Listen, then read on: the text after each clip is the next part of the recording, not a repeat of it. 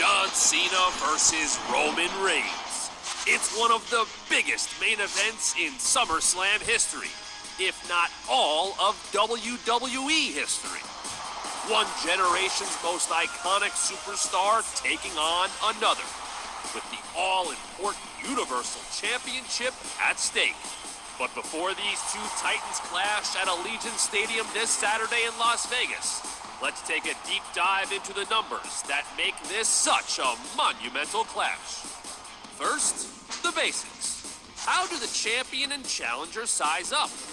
There's no doubt that Cena and Reigns are two of WWE's strongest competitors. Cena packs plenty of power into his 6'1", 251-pound frame. Yet he will be at a rare size disadvantage in Sin City, as he squares off with the 6'3", 265-pound Tribal Chief. But when you talk about experience, there's no surpassing Cena, who will have 19 years, nearly 2 decades of in-ring excellence to draw on as he prepares for SummerSlam. Cena, of course, made his WWE debut in infamous fashion in 2002. By comparison, Reigns is just shy of his first full decade in WWE, having made his debut nearly 9 years ago in 2012.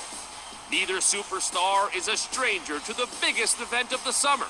Cena made his first appearance at SummerSlam in 2004, defeating Booker T, while Reigns' debut came 10 years later with a victory over the Viper, Randy Orton, in 2014. Roman Reigns with a win! That could be a turning point on the launch of Roman Reigns' career. But that's just the beginning when it comes to the long list of decorated superstars that Cena and Reigns have defeated on their way to the top. To get to where both men are in WWE, they've had to overcome some of sports entertainment's most legendary icons. During his incredible career, Cena has defeated 15 WWE Hall of Famers.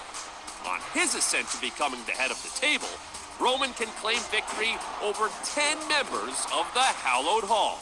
While Cena has the experience edge, he will be coming off a major layoff from in-ring competition. When the bell rings in Las Vegas, it will have been 504 days since Cena last fought on pay-per-view. Will ring rust be a factor for the newly returned C-Nation leader? In fact, this will be the first time that the WWE Universe has seen either superstar compete at the biggest event of the summer in quite some time. Cena's last SummerSlam match was in 2017, when he defeated Baron Corbin to kick off the festivities. Reigns' last battle at SummerSlam came 3 years ago, when he slayed the Beast Brock Lesnar to win his first Universal Championship in 2018.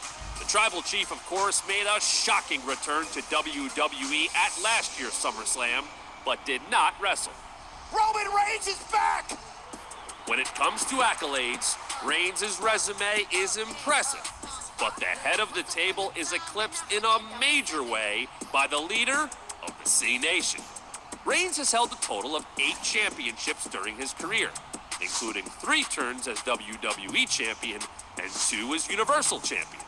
Cena has been able to say that the champ is here a remarkable 25 different times, with 13 WWE title reigns and 3 as World Heavyweight Champion.